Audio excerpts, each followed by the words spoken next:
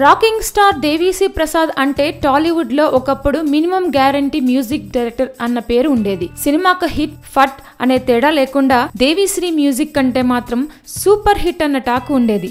ఇక ఇప్పుడు దేవిలో ఆ స్పీడ్ ఆ ఫోర్స్ తగ్గిందా అంటే ఎస్ అన్న చర్చే టాలీవుడ్ లో వినిపిస్తోంది.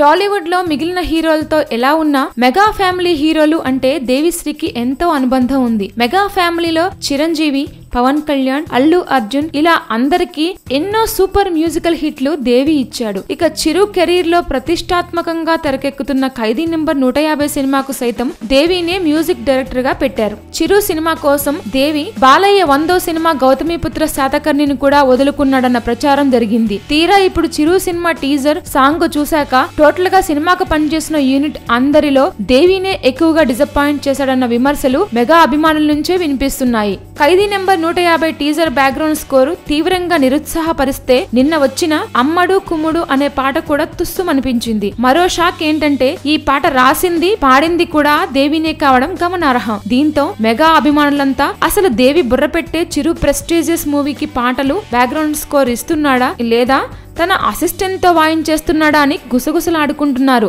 దేవిపై మెగా ఫ్యాన్స్ విమర్శలకు సోషల్ మీడియాలో అయితే అడ్డు అదుపు లేదు. Please subscribe. Hi, it's me Purna. Please subscribe.